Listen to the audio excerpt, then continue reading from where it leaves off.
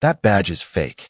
Officer Ryan Mercer said it with a short laugh, as if the answer had already been decided before Darius Cole ever opened the credential case. The late afternoon sun reflected off windshields across the shopping center parking lot, turning rows of parked cars into flashes of white light while shoppers moved between storefronts carrying grocery bags, coffee cups, and small paper sacks. Less than 20 feet away, Malcolm Price stood with both hands visible, watching Mercer carefully. Darius did the same. No sudden movements. No raised voices. No challenge. Just control. Mercer kept his attention locked on the two black men in front of him, his posture rigid, one hand steady as he maintained distance and ordered them not to move. Darius held the open credential wallet where Mercer could clearly see the photograph, the federal seal, and the words Federal Bureau of Investigation. "Read it again," Darius said. His voice was calm enough to make the tension around them feel even sharper. Mercer glanced down, then back at Darius. "I know what I am looking at." Malcolm shifted his eyes toward the far end of the parking lot. A silver sedan remained parked near the exit, roughly 100 feet away. Beyond it, a dark sport utility vehicle sat beside a row of maple trees with its engine running. Mercer noticed none of that. He was focused on the credential case. "Anyone can buy something that looks official," he said. Darius did not argue. "Then verify it." The answer made Mercer pause. Only for a second. Then he smiled again. "You think flashing a fake badge is going to make me back off?" Malcolm looked down at his watch. For 32 and 10 seconds. Darius saw the movement from the corner of his eye. So did Mercer. "What are you checking?" Mercer asked. Malcolm looked up. "The time." "Why?" Malcolm did not answer. The silence irritated Mercer. He turned his attention back to Darius. "Put that away." Darius slowly closed the credential wallet, but kept it in his hand. "Officer, I told you who I am. I showed you identification. You can confirm it through dispatch." Mercer shook his head. "You do not tell me how to do my job." A woman leaving the nearby coffee shop slowed when she noticed the scene, then continued toward the sidewalk. Darius recognized her instantly. Mercer did not. She never looked directly at Darius or Malcolm. That was intentional. Everything about the afternoon had been intentional until Mercer arrived. The location, the silver sedan, the timing, the distance between the two federal agents and the vehicle they had been quietly watching. Even the coffee shop had a purpose. Darius looked at Malcolm. No words passed between them, but the message was clear. Stay steady. Do not break the operation unless there is no other choice. Mercer interpreted the glance differently. Stop looking at each other, he ordered. Malcolm raised his hands slightly higher. We are not doing anything. Then you should have nothing to worry about. Darius heard the sentence and felt something colder than anger settle in his chest. He had heard versions of it before, always presented as logic, always ignoring the fact that innocent people still had every reason to care about how authority was being used around them. He checked the time. For 32 and 14 seconds. Mercer believed he had caught two men pretending to be something they were not. He believed the federal credential in front of him was part of the deception. What he did not understand was that the badge was real, the operation surrounding him was real, and the next 2 minutes were already beginning to move against him. 20 minutes earlier, the shopping center had been ordinary enough to disappear into the rhythm of the afternoon. Cars rolled slowly between rows of parking spaces, automatic doors opened and closed beneath bright storefront signs, and a steady stream of customers crossed the pavement carrying groceries, takeout containers, and iced drinks.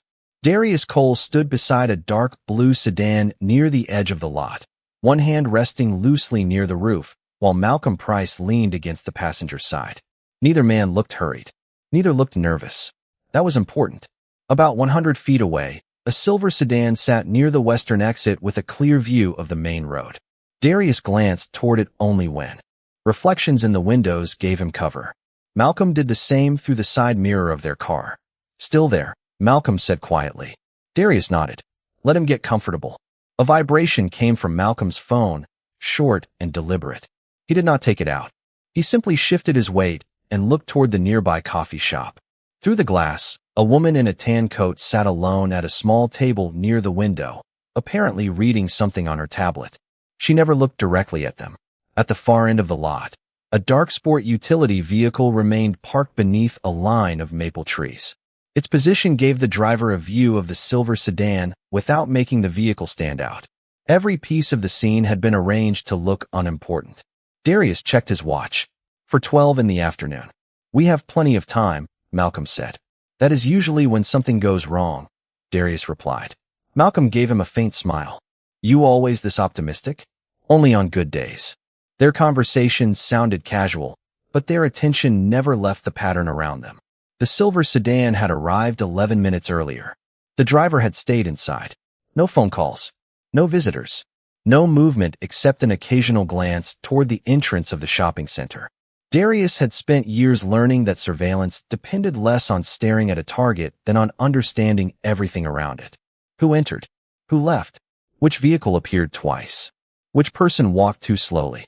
Which sound did not belong? That was why he noticed the marked patrol car before Malcolm did. It entered from the south driveway and moved through the parking lot at less than 10 miles per hour. Officer Ryan Mercer was alone behind the wheel.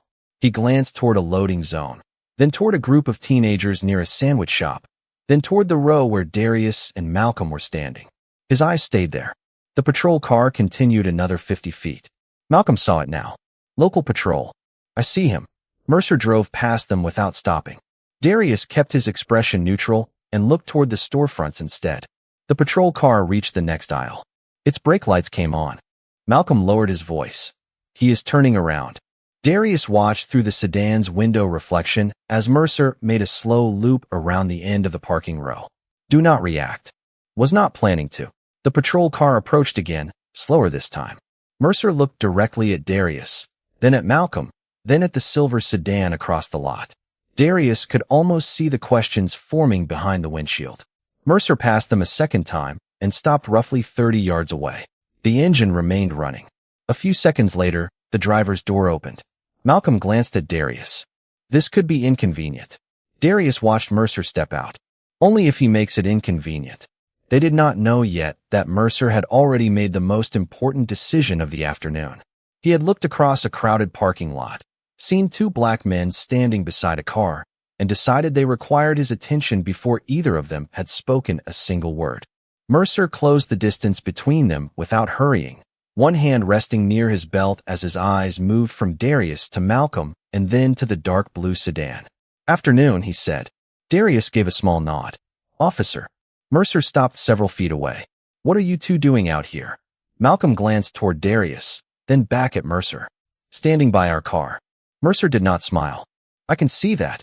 His attention shifted toward the silver sedan near the western exit. You've been watching somebody. Darius answered carefully. Why do you ask? The question was calm, but Mercer reacted as though it were resistance. Because I am the one asking questions right now. Malcolm straightened slightly. Are we being detained? Mercer looked at him. Why would you ask that unless you had a reason to be nervous? Malcolm's expression did not change. I asked because I want to know whether we are free to leave. A shopping cart rattled across the pavement behind them, pushed by a woman carrying 2 grocery bags. She glanced at the 3 men and kept moving. Mercer waited until she passed, then looked back at Malcolm. Identification. Darius kept his hands visible. What is the reason for the stop? Mercer exhaled through his nose. You two have been hanging around this lot, watching cars, and acting suspicious. Darius glanced toward the storefronts. People were walking in and out constantly. A delivery driver was checking his phone beside a van. 2 men in work clothes were talking near a pickup truck. Nobody else seemed to require explanation. What specifically did we do? Darius asked. Mercer stepped a little closer. You keep asking me questions instead of answering mine. Because the distinction matters, Darius said. The sentence made Mercer study him more closely. You sound like you have done this before. Darius said nothing. Mercer looked toward Malcolm. You too. Let me see identification. Malcolm kept his voice level. If you are detaining us, tell us why. Mercer's jaw tightened. Maybe I am trying to figure out why 2 men are watching a vehicle that does not belong to them. Darius felt the tension sharpen. Mercer had finally noticed the same silver sedan they had been monitoring, but he had drawn the wrong conclusion from it. Did someone report that vehicle stolen? Darius asked. I do not need you running my investigation. Mercer looked from one man to the other. Hands where I can see them. Both complied immediately.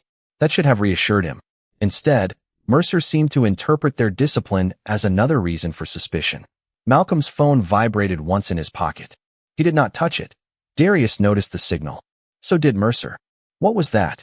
A phone, Malcolm said. Do not reach for it. I was not going to. Mercer glanced toward the coffee shop, then back at them.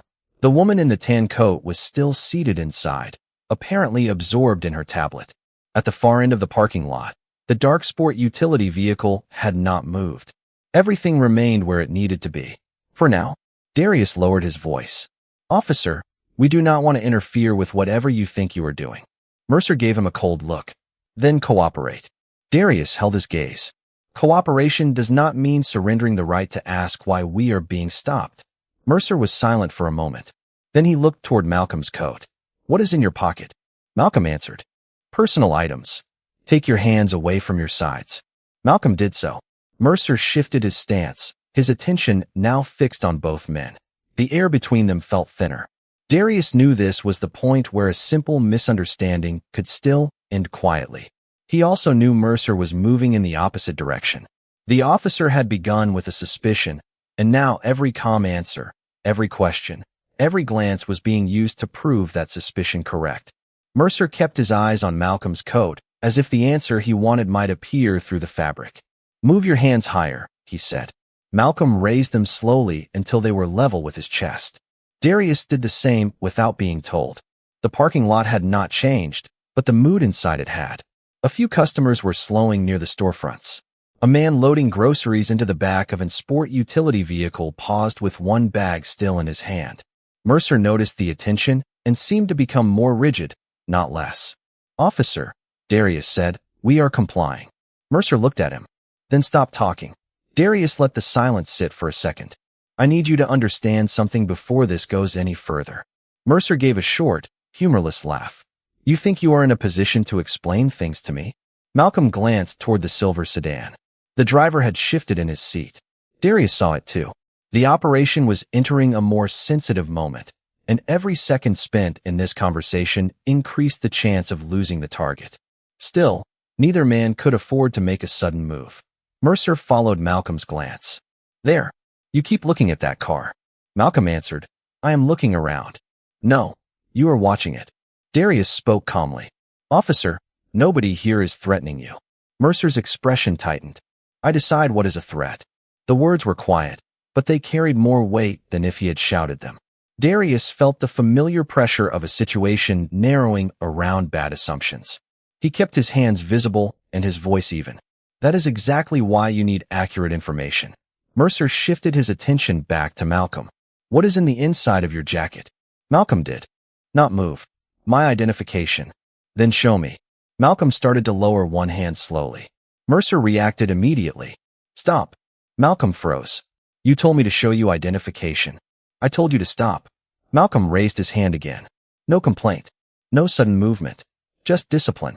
Mercer reached toward his own holster and drew his service weapon, keeping it pointed downward but ready as he increased the distance between them. Darius felt the entire parking lot go still. A shopping cart stopped rattling. Someone near the coffee shop whispered something that disappeared into the afternoon air. Malcolm's face remained calm, but Darius knew exactly what he was thinking. Do not break cover unless there is no other option. Darius spoke slowly. Officer, listen carefully. We are not armed against you. We are not resisting you. My federal credentials are in the inside pocket of my coat. Mercer stared at him. Federal credentials? Yes. Malcolm looked at Darius, but did not speak. The silver sedan was still there. The woman inside the coffee shop had placed her tablet on the table. The dark sport utility vehicle at the far end of the lot remained motionless. Darius continued.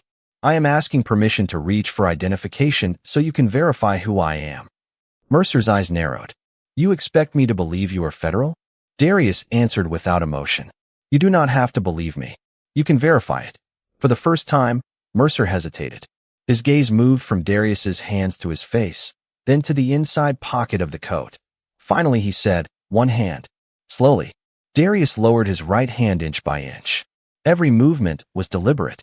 He reached inside the coat, removed a black leather credential wallet, and held it where Mercer could see it. Malcolm kept both hands raised. Darius opened the wallet. The photograph matched. The seal was clear.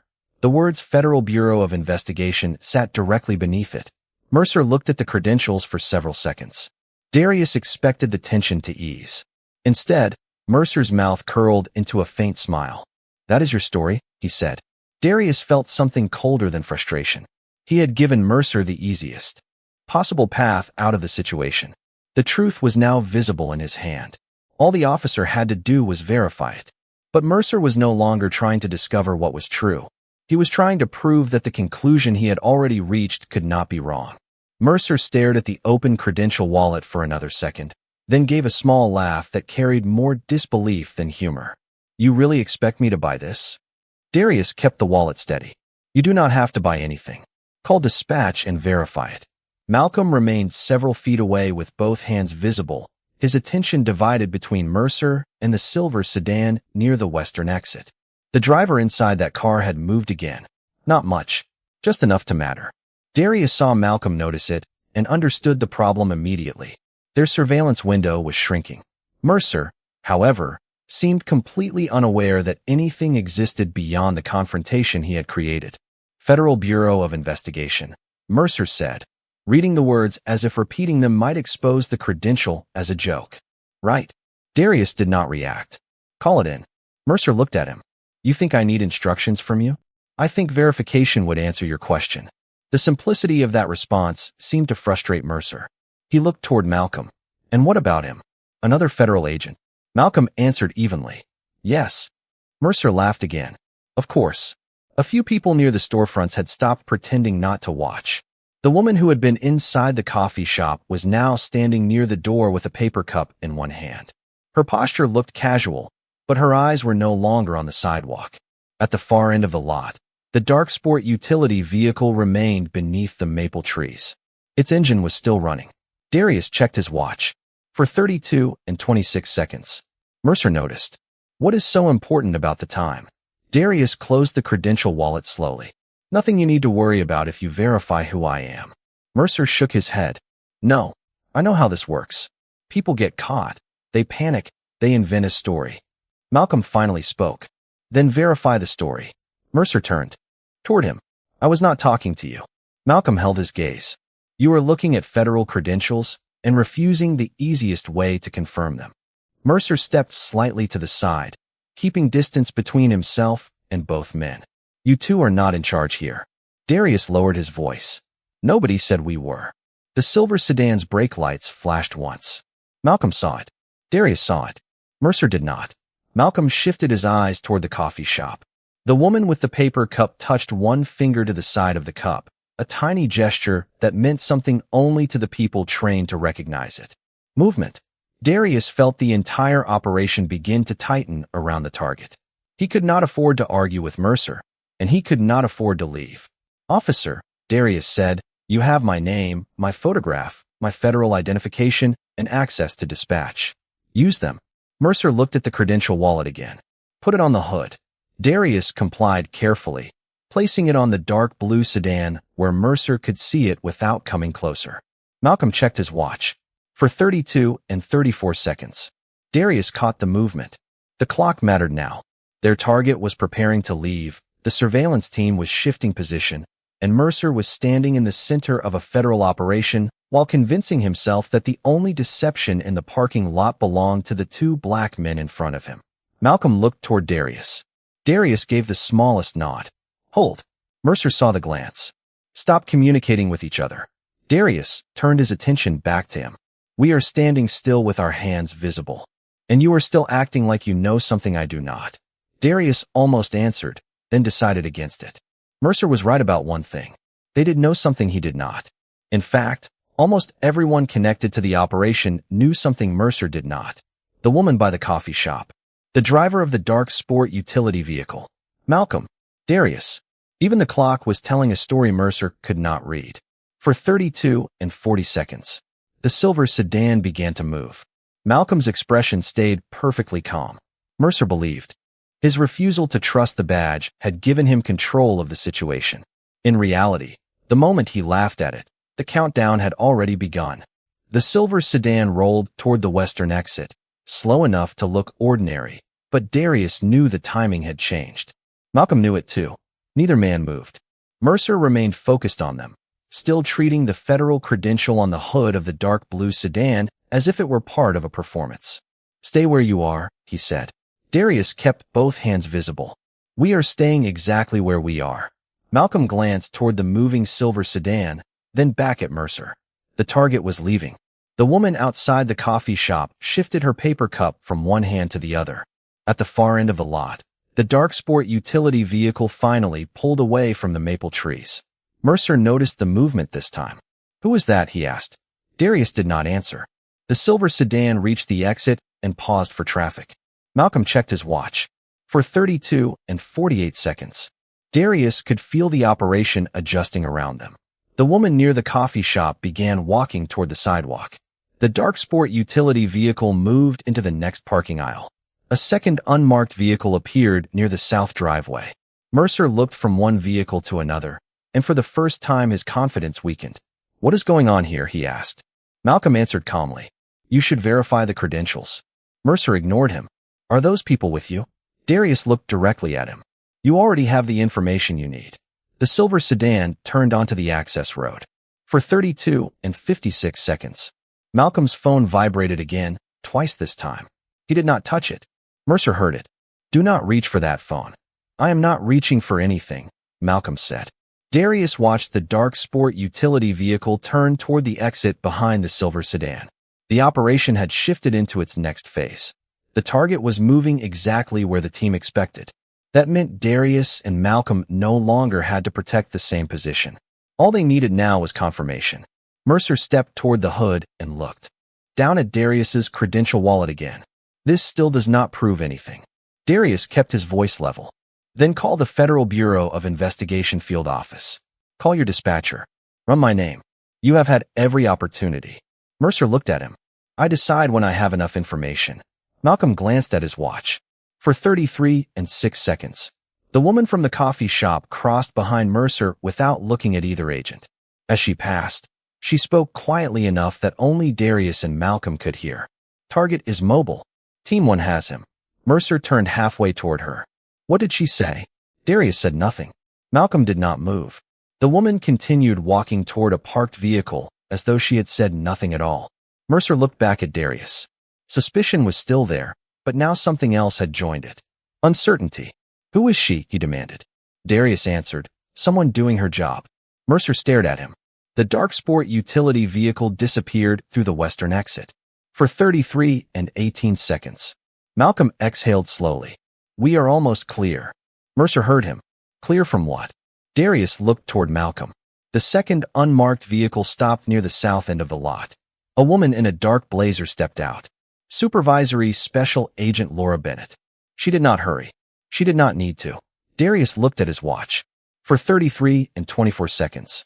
The target was secured away from the shopping center, and the surveillance team had finished the part of the operation that required secrecy.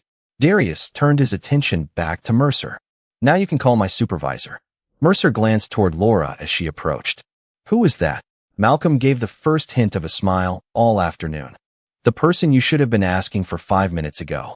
Mercer looked at the credential wallet on the hood, then at Laura, then at the vehicles moving with unmistakable coordination around the parking lot. The pieces were finally beginning to fit together, but he was still trying to resist the picture they formed. Darius watched the realization develop across his face and understood exactly what was happening. Mercer was no longer deciding whether the badge was real. He was beginning to understand that the entire parking lot had been proving it for him.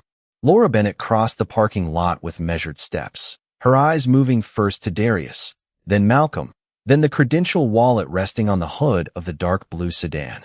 Mercer watched her approach and seemed to understand, finally, that the scene around him had never been random. "Special Agent Bennett," Darius said. Laura gave a small nod. "Status. Target moved. Team 1 has him." Malcolm checked his watch. For 33 and 31 seconds. Laura looked toward the western exit, then back at Mercer. "And this?" Darius answered without changing his tone. "Officer Mercer stopped us during surveillance. I identified myself and provided federal credentials. He declined to verify them." Mercer stepped in quickly. "I had reasonable concerns. They were watching a vehicle, they would not explain what they were doing, and then he produced something that could have been fake." Laura looked at the credential wallet. "Could have been." Mercer hesitated. I had no way to know. Malcolm answered. You had dispatch. Mercer looked at him sharply. Laura did not. She kept her attention on Mercer. Did you contact dispatch to verify his identity? Not yet. Did you request a supervisor? No. Did you run the information from the credentials? Mercer paused again. No. The questions were simple. The answers made the situation smaller and clearer with every word. Laura reached toward the credential wallet only after Darius nodded, checked it briefly, then handed it back to him. These credentials are valid. Mercer exhaled and looked away toward the storefronts. The crowd had thinned, but several people were still watching from a distance. Fine, he said. Then this was a misunderstanding. Darius slipped the credential wallet back into his coat. A misunderstanding ends when new information is verified. Mercer looked back at him. You expect me to trust anyone who flashes a badge? Darius answered, no. I expected you to verify it. Laura's phone vibrated. She looked at the screen and read the message without reacting. Target secured. No compromise. Malcolm let out a quiet breath. The operation was safe. Darius glanced at his watch. For 33 and 48 seconds. Mercer noticed again. What is with the time? Malcolm answered. You have been standing in the middle of an active federal operation for more than a minute while refusing to confirm information you were given. Mercer frowned. And that makes me a criminal? Laura looked directly at him. Nobody said that. The distinction mattered. Darius appreciated that she made it. This was not about humiliating Mercer because he had challenged federal agents. It was about recording exactly what had happened and allowing procedure to do the rest. Laura glanced at Mercer's body camera. Is that recording? Mercer looked down briefly. It should be. Should be. He reached toward the camera, then stopped. The indicator was on earlier. Laura's expression changed slightly. Not alarm. Attention. Do not adjust it. Mercer lowered his hand. Malcolm looked at Darius. Darius felt the atmosphere shift again. The credentials were no longer the most important issue. Laura took out her phone. Officer Mercer, contact your supervisor and ask him to come here. Mercer stiffened. For what? Because there has been a detention involving federal agents during an active operation, and there are questions about the stop and the recording. Your supervisor should be present. Mercer looked between them. This is getting ridiculous. Darius remained calm. It only feels different because now somebody is asking you to explain your decisions. The words stopped Mercer for a second. Then dispatch crackled from his radio before he could answer. A voice asked for his status and referenced an earlier assignment on the opposite side of the district.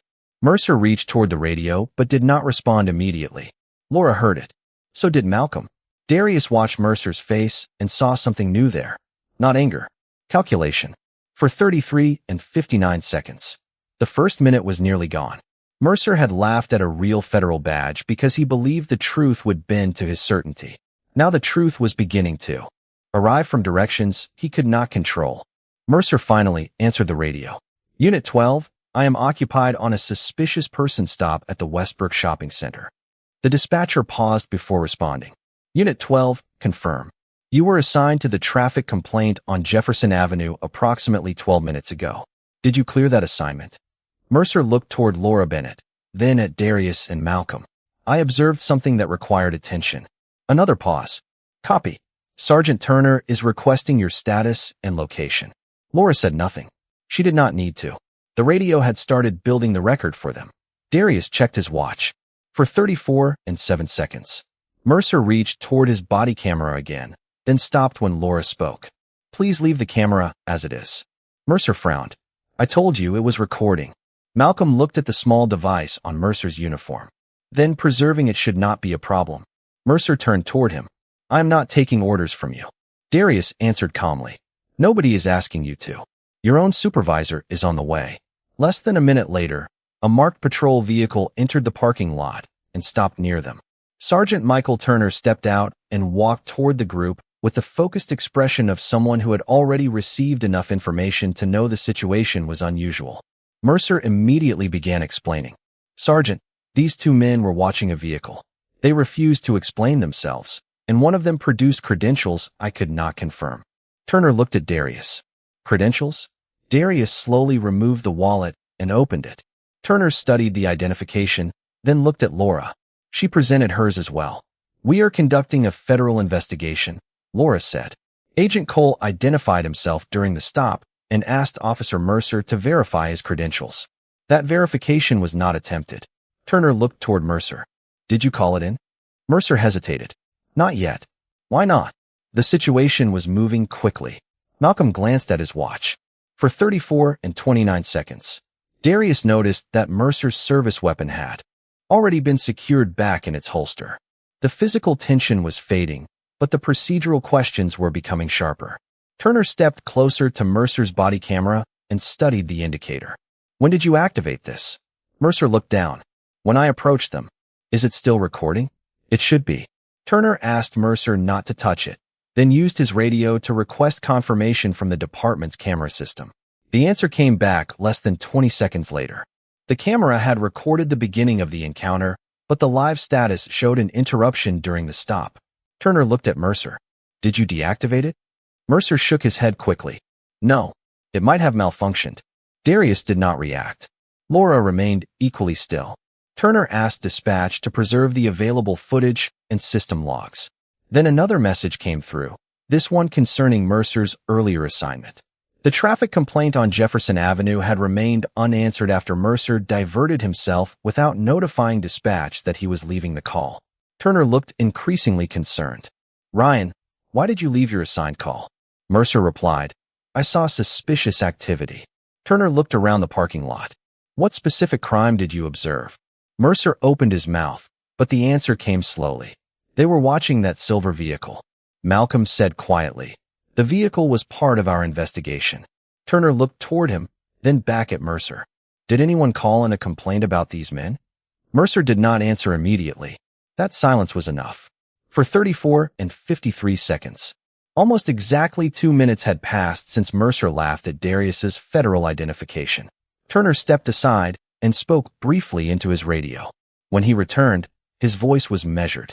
Officer Mercer, based on the information we have right now, I am placing you in administrative custody while we sort out the camera interruption, your departure from assignment, and the statements made during this stop.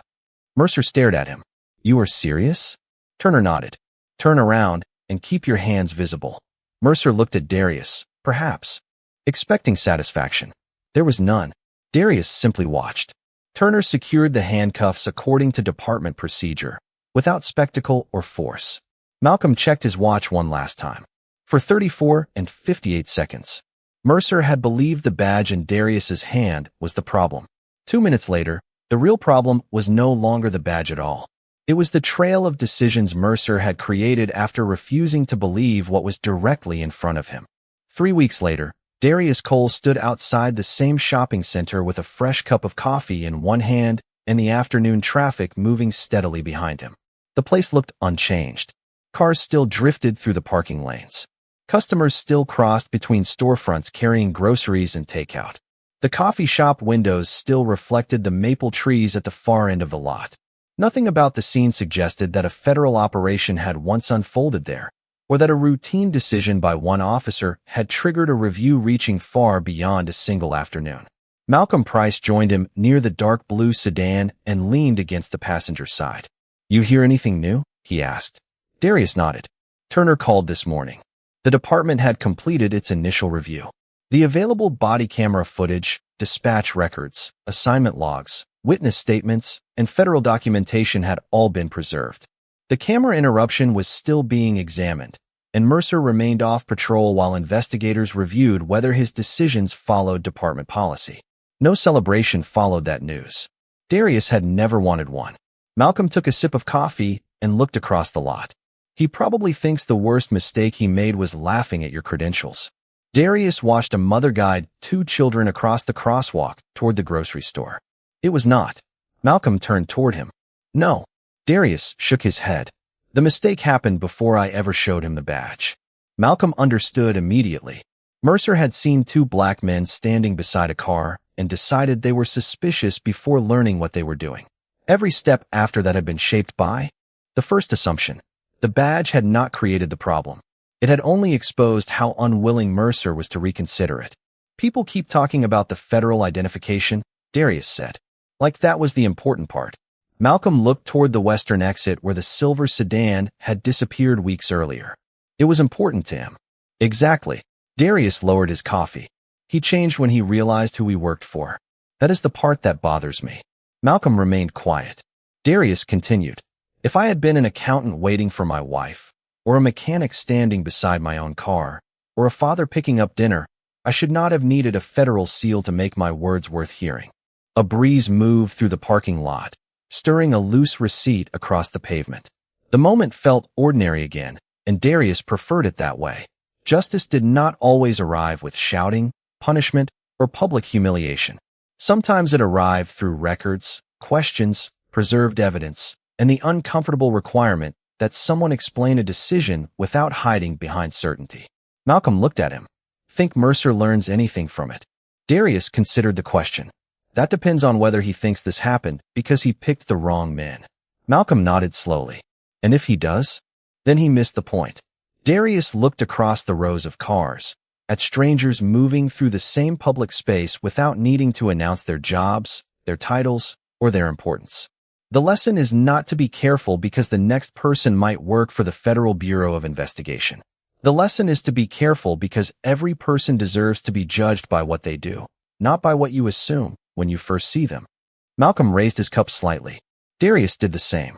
There was no victory in the gesture, only recognition. Mercer had believed authority meant being the first person to decide what was true. Darius had learned something different long ago. Real authority begins when certainty makes room for evidence, and real justice begins before anyone has to prove they are powerful enough to deserve it.